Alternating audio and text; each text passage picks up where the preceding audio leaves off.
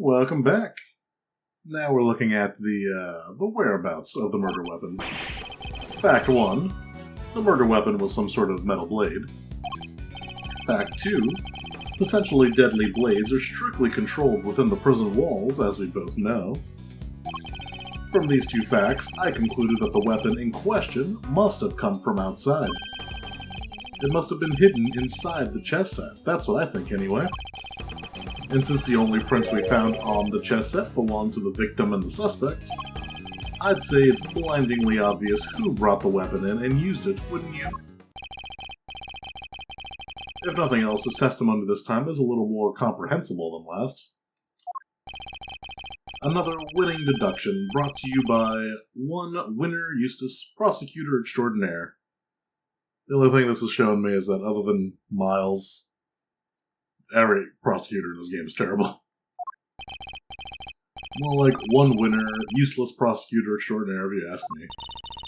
But how could anyone even hide a weapon inside of a chess set? Good question. Why don't you take a look for yourselves? Inside the chessboard? I suppose there's only one way to find out. Open. There's nothing in here but chess pieces. Yeah. That laugh is really something. He seems pretty convinced that the weapon was hiding here somewhere. We better take a closer look. I imagine either, like, up here or below this. The stiff lining at the top opens like a flap door. Oh, there's plenty of room in there.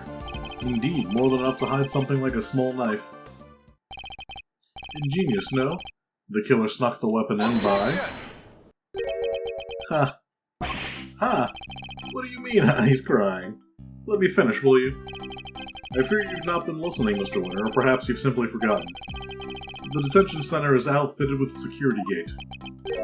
Huh? I mean, yeah, and? The security gate also acts as a metal detector, Eustace. We must pass through another one on the way into the prison itself, remember? Yes. Yes, that's right, of course, I remember. He definitely didn't. It would have been impossible to smuggle a metal blade through such a gate and into the facility, which would seem to blow a rather large hole in your reasoning, Mr. Winner.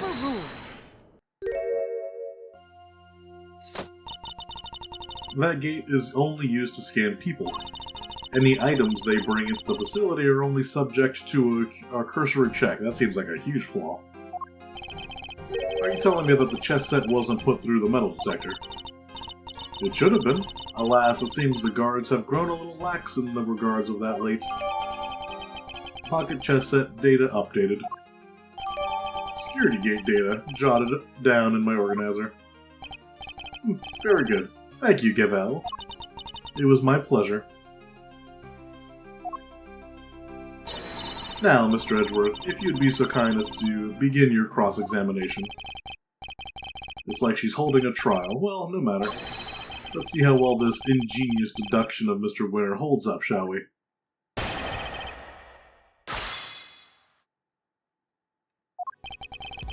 Alright, murder weapon. Some sort of metal blade.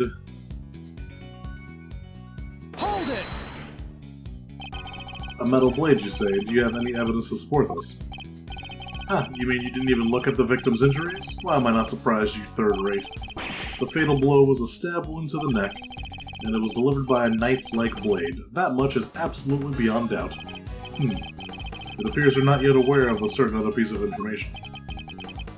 Yeah, lost for words, are we? But I'll just keep going. My brilliant deductions don't end there, you know.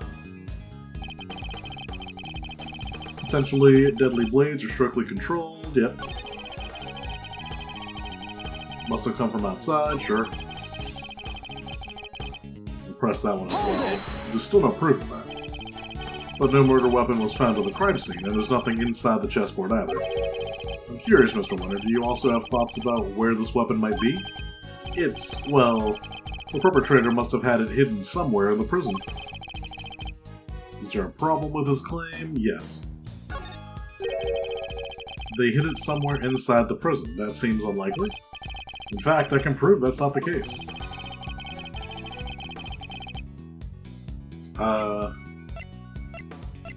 Do I have something for that?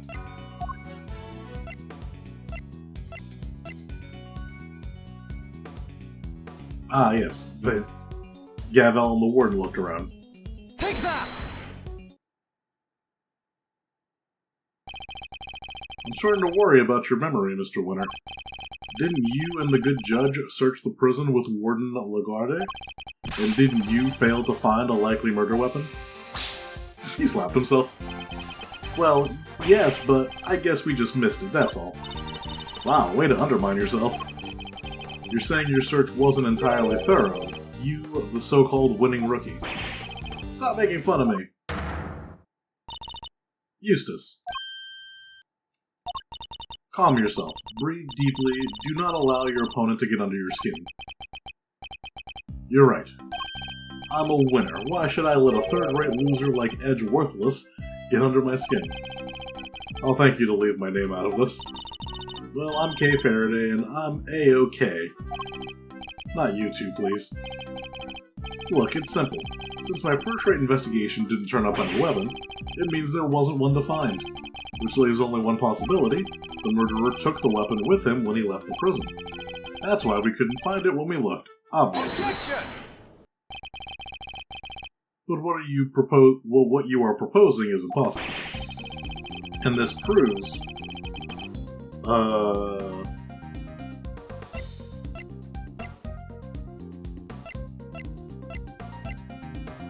Gorsuch? No, that was not for the prisoners.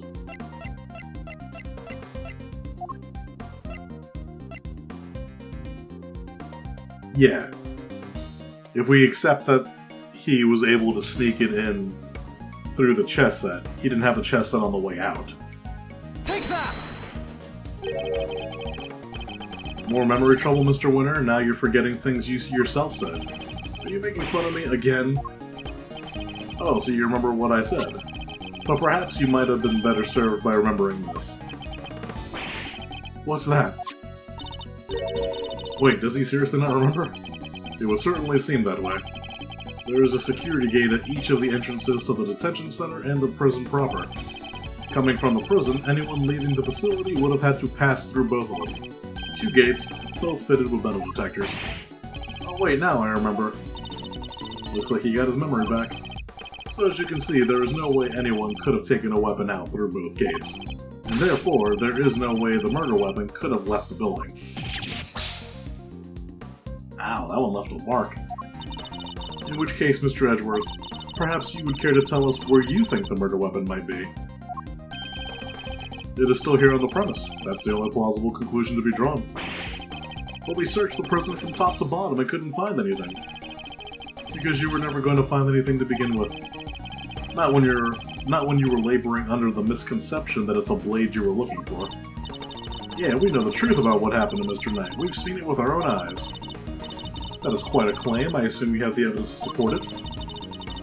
What is the weapon that was used to commit the crime? Take a look at this, Judge Gavel, and the weapon used in this case will become clear. Doggy. Take that!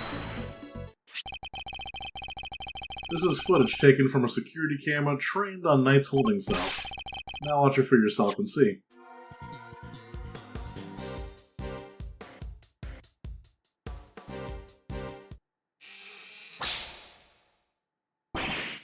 What? But how? This footage captures the moment the victim was attacked by a black dog. More than sufficient proof of how he really died, wouldn't you say? Yes, it is certainly significant. So now we know that Knight was, in fact, killed in his cell by a vicious dog. A dog that moved the victim's body to the prison workshop post-mortem.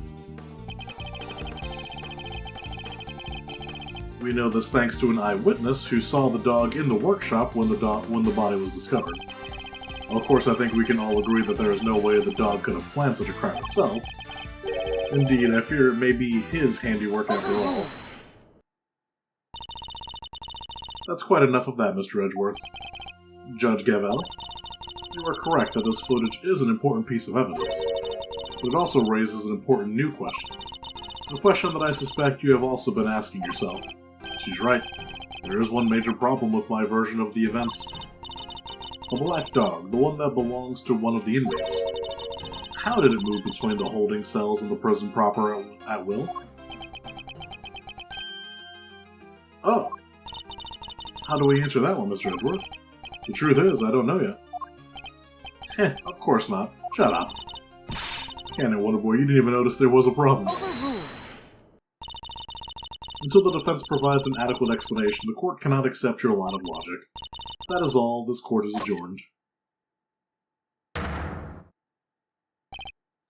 But wait, there's still so much more to explore.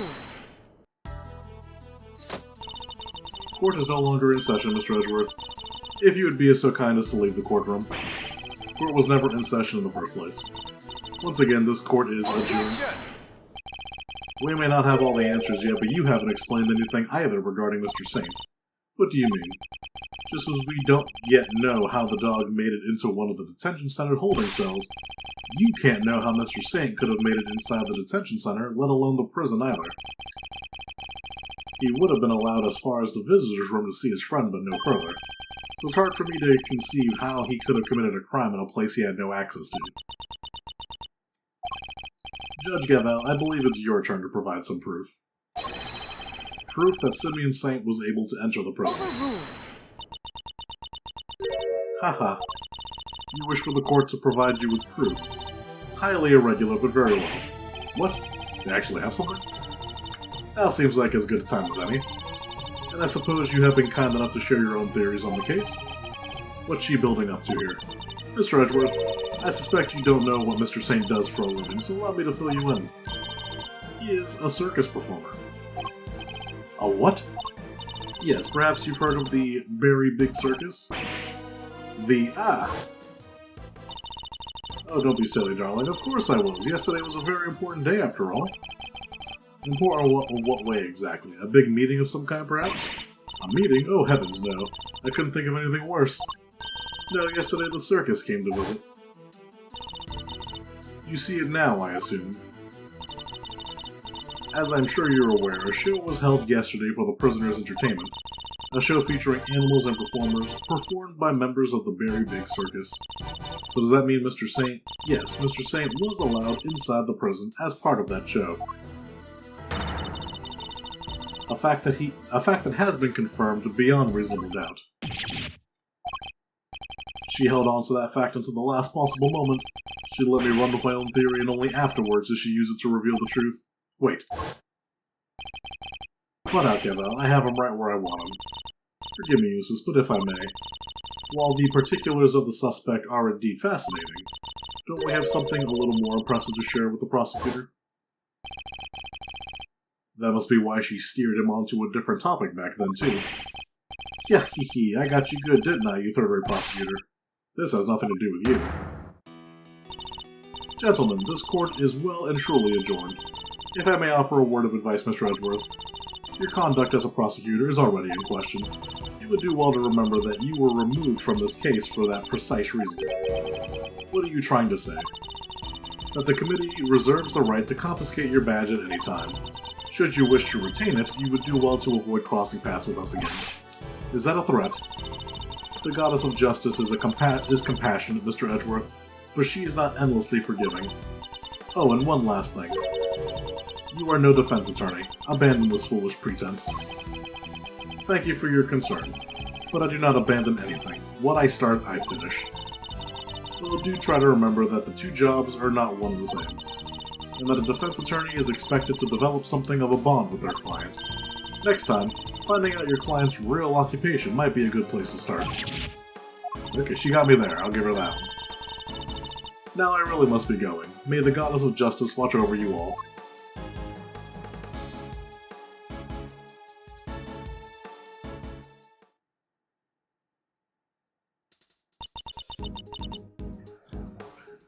Not just you two. Guy took me for a ride too. What's his deal? Whoa, you're not having second thoughts about all this, are you, Milesy boy? Sure, Judge Gavel is a tough cookie, but that doesn't mean you can just give up the ghost. The defense never rests, as a wise man once said, and that goes for associates too. Don't worry, Fender, I have no intention of resting. Nevertheless, Our assumption that Mr. Saint couldn't have entered the building or prison has been proven false. Which means we'll need to restart our investigation from square one, I'm afraid. To be continued. Go ahead and save.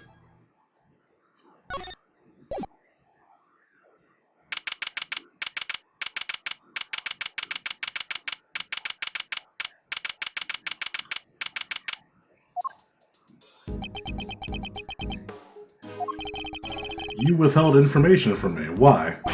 Eep! I didn't withhold anything, or at least I didn't mean to.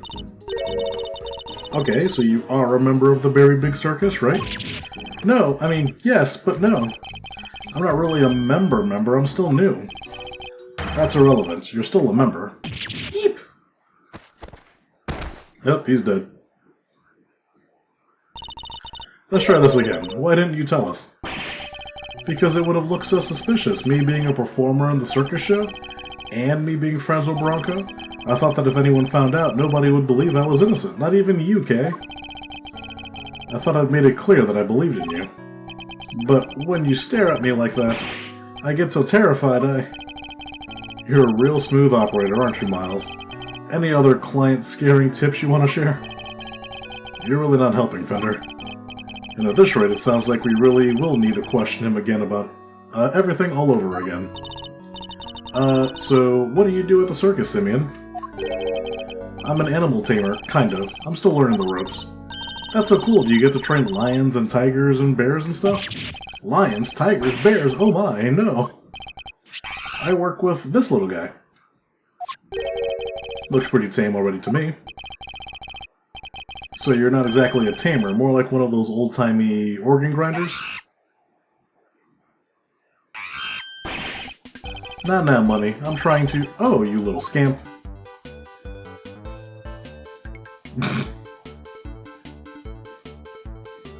I have no idea what we're watching right now. Something tells me it's the organ grinder who's being monkeyed around. When we spoke to you before, you said you worked at a company? I was telling the truth. The circus really is a company. We all have titles and everything. The ringmaster's the CEO, and I guess you'd call me a gopher. I even have a little manager. She's head of the animal taming department. It's part of the showbiz division. She's such an inspiration. There isn't a creature in the world she couldn't convince to do her bidding. Heh, even Miles here, I like to see someone whip him into shape. I am not some kind of creature, Fender. So this line manager, was she working with you on the show? Yes. It was just us two. It wasn't all that big of a job compared to what we normally do. She's usually the one performing on stage. I usually just do the monkey work. But I didn't have a bit part this time. So only 2 members of the circus are relevant to this case. Aw, the monkey's sad. I just saw that. Aw. Alright. Talk me through your movements here at the facility. Sure. I came to see Bronco around noon 2 days ago. And that was when you brought him the chess set. Yes. And that same evening, I started work on setting up the stage in the yard. It was so hard I had to haul everything in by myself over multiple trips. They let us use one of the rooms in the prison for storage. Workshop A, I think. Workshop A, where Knight's body was found. You mean your boss didn't help you? Oh no, I could never ask her to schlep all that stuff around. Like I said, the monkey work's my job. Once it was all set up, we did a run-through, and it must have been, midnight by the time I left? The next morning, I was back and ready for the show, which started at 8 a.m. Then we performed to around 10? So Mr. Saint was only one of the pairs to have entered the room where the body was found, and Knight's body was found immediately after the show had ended. Do you have any idea why you were arrested? And why so quickly? I've never seen a guy get booked so fast. Surely even Little Winter wouldn't just pull somebody over on a hunch. Never underestimate the power of an underdeveloped intellect. I think I might know why. When I was moving all the stuff, I went to go see how he was doing.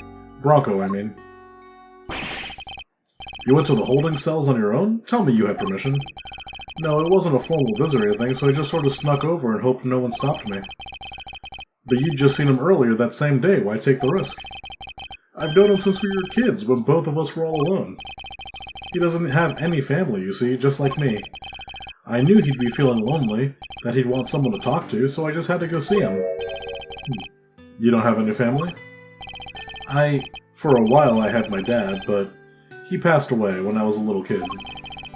Losing one's father as a child, I know that pain all too well.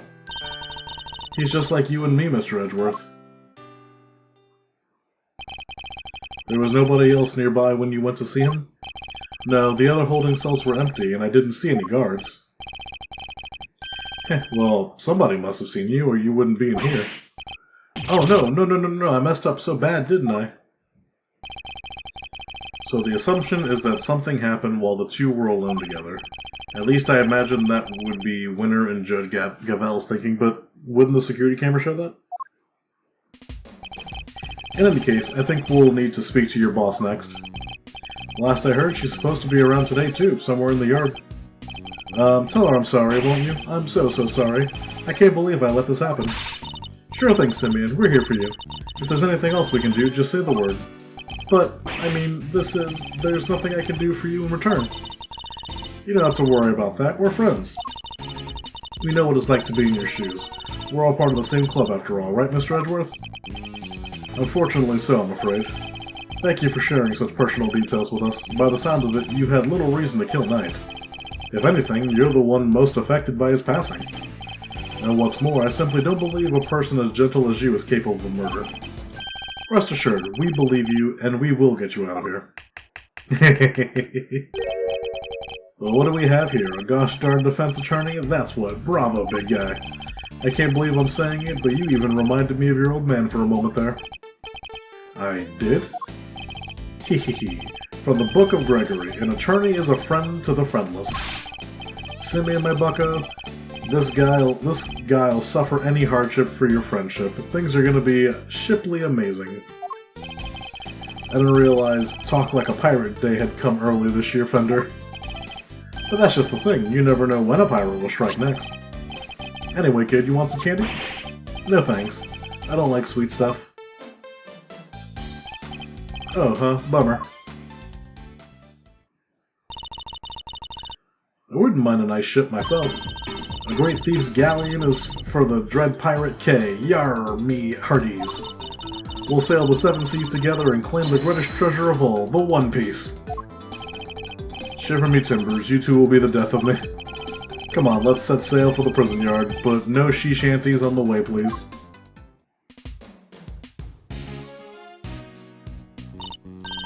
Look, the shutter's open. That's the way out to the yard, I believe. Let's go take a look. Come on, what are we waiting for? Heh, someone's excited.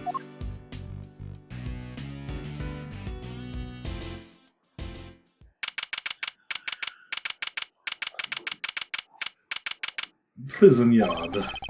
So this is the famous yard. The circus performance was taking place here just before the body was discovered. Check it out. It's like a backdrop to some epic festival.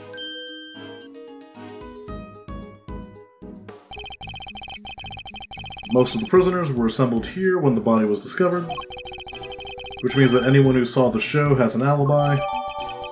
Building layout updated. Alright, time to take a look around. Eek!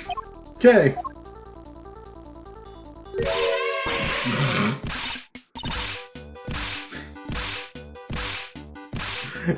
Good elephant. Stop hitting me. Help, Mr. Edgeworth. Cease and desist, you beast. Ah, somebody ouch, help, ow me. Stay, Azia, stay. Who's that?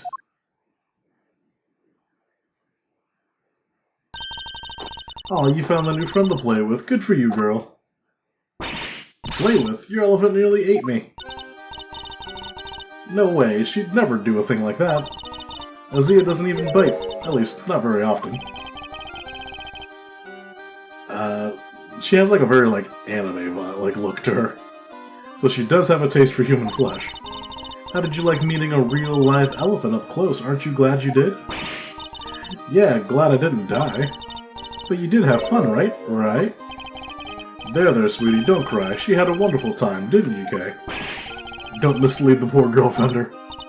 She did? Oh, I'm so happy. Here, let me make it up to you. How about a hug? Ah, keep your trunk to yourself. Hehehe, aw, another new friend. Isn't it just the best day ever? I am Associate Defense Attorney Miles Edgeworth. Oh my gosh, I am so sorry, I haven't even introduced myself. I'm Regina. It's so nice to meet you. I'm Kay, Great Thief Extraordinaire and Mr. Associate Defense Attorney's Great Associate. This self-introduction brought to you by the word convoluted. And your elephant's newest friend is Mr. Fender, the defense attorney. Oh, she's not just any elephant. That's Azia, the Asian elephant. Azia stopped the second you told her to. You really have a way with animals, Regina. Hee. Well, I wouldn't be much of an animal tamer if I didn't. What? So you're Simeon's boss? That's right, Regina Berry, head of the Animal Taming Department, Showbiz Division, Berry Big Circus. It's so lovely to meet all of you. The pleasure's all ours, Mademoiselle, or however that's pronounced. Name's Eddie Fender. I'm a bit of an ace attorney. So much for whipping me into shape. Yes, she's perfect. What are you muttering to yourself about, Kay? The positivity, that charisma, that energy. Regina, you'd make a perfect partner in crime for the Great Thief Yatagarasu. Great Thief? That sounds like fun. My animals and I have stolen the spotlight quite a bit in our time. That's the one thing we don't want to steal. Gotta keep it on the down low, all stealthy ninja-like. Well, where's the fun without a show? The down low sounds like it might get me down. Bummer, I think we've got a fundamental difference of our opinions going on here. It would indeed appear that negotiations are broken down. Maybe next time, Kay. Well, Mr. Edgeworth, let's get cracking. Too bad we can't see much of what's beyond that metal fence, though. Indeed, we aren't in some sort of information, and we're in sore need of information in addition to evidence. Therefore, we should make an effort to talk with any persons of interest as well. Well, I assume you are the person of interest that I need to speak to, which we will do that next time. Safe. Bye-bye.